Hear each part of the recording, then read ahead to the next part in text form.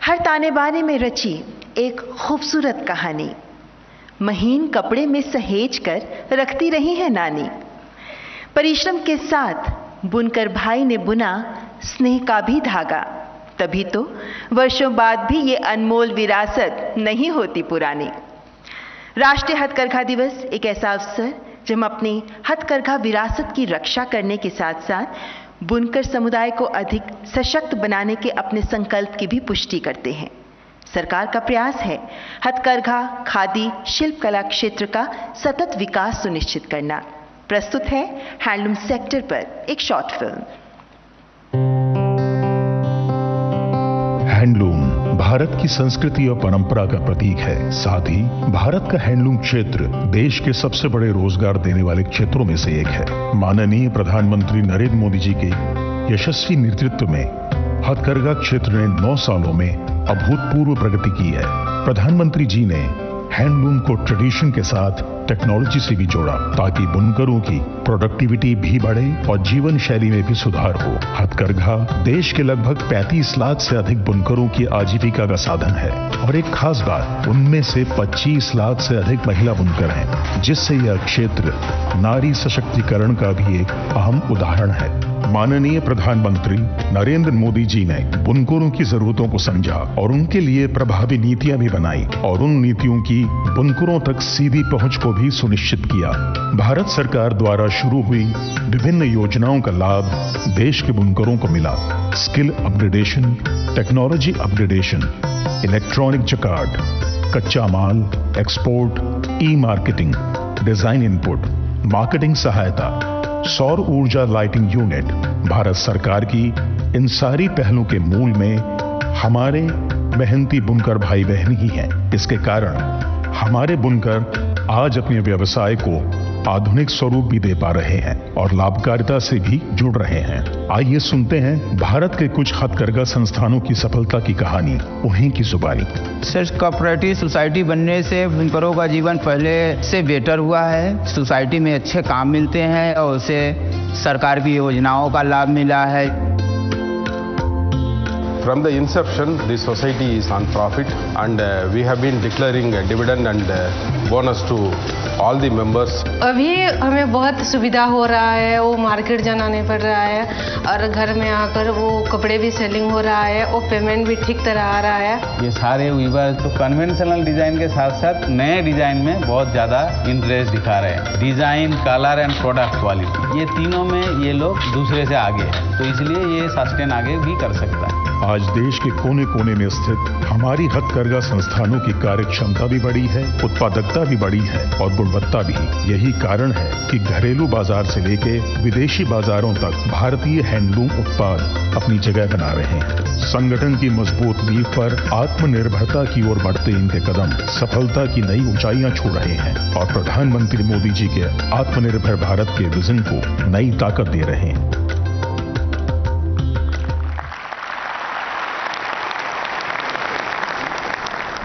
मान्यवर, भारत का शाश्वत ताना बाना है खादी, जो एक वस्त्र नहीं एक विचारधारा है, जो आजादी का वृहद गान बना, हर देशवासी के स्वाभिमान का आधार बना। खादी की रजत चंद्रिका जब आकर तन पर मुस्काती है, तब नवजीवन की नई ज्योति अंतस्थल में जग जाती है। माननीय प्रधानमंत्री जी का ही दिया नारा है, राष्ट्र के लिए खादी, फैशन के लिए खादी। प्रस्तुत है खादी पर यह ऑडियो विजुअल प्रेजेंटेशन।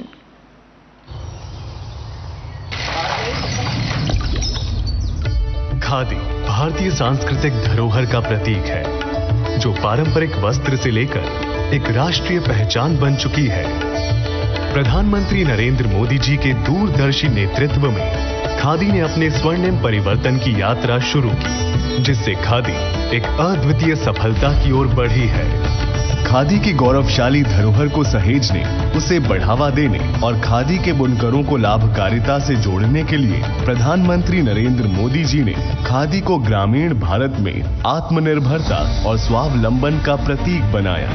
साथियों, इतिहास साक्षी है कि खादी का एक धागा आजादी के आंदोलन की ताकत बन गया।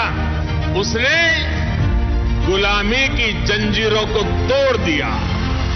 खादी का वही धागा विकसित भारत के प्रण को पूरा करने का, आत्मनिर्भर भारत के सपने को पूरा करने का प्रेरणा स्रोत भी बन सकता है। इसके परिणाम स्वरूप पिछले 9 वर्षों में खादी वस्त्रों के उत्पादन में 3 गुना से अधिक की वृद्धि हुई, जहां वित्त वर्ष 2014-15 में मात्र 889 करोड़ रुपए का खादी उत्पादन हुआ था, वहीं 2022-23 में बढ़कर 2,915 करोड़ रुपए का उत्पादन हुआ है।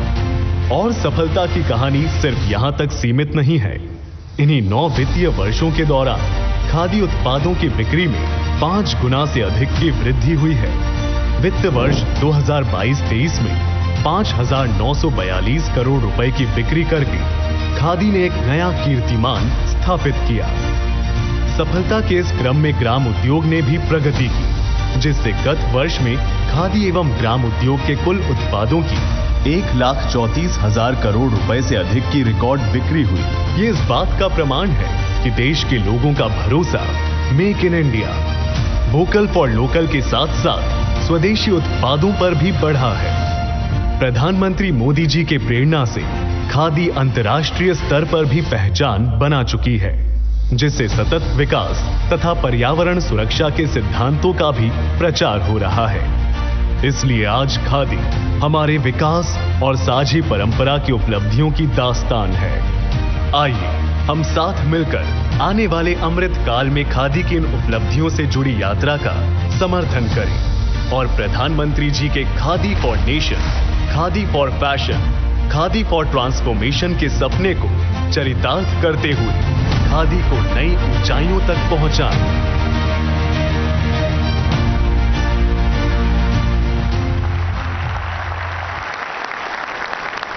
मान्यवर, हमारी समृद्ध संस्कृति में भारतीय वस्त्र एवं शिल्प के इतने विविध और व्यापक आयाम हैं, जिन्हें सूचीबद्ध कर आने वाली पीढ़ियों के लिए ज्ञान संसाधन तैयार करने की अद्भुत अवधारणा माननीय प्रधानमंत्री जी की ही सोच का परिणाम है, जिससे प्रेरणा लेकर भारतीय वस्त्र एवं शिल्प कोष तैयार किया गया है, जो हमारे वस्त्र एवं शिल्प कलाओं के समृद्ध इतिहास और प्रगतिशील वर्तमान से देश दुनिया को परिचित कराएगा। मैं माननीय प्रधानमंत्री जी से सादर अनुनय करती हूं कि कृपया रिमोट का बटन दबाकर क्राफ्ट रिपोजिटरी पोर्टल भारतीय वस्त्र एवं शिल्प कोष लॉन्च करें।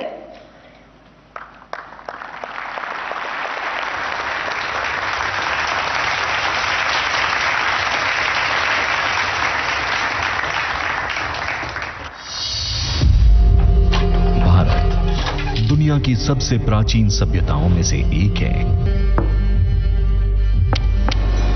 और अपनी समृद्ध सांस्कृतिक विरासत और भव्य वस्त्र, हस्तशिला, शिल्पकला के लिए जाना जाता है।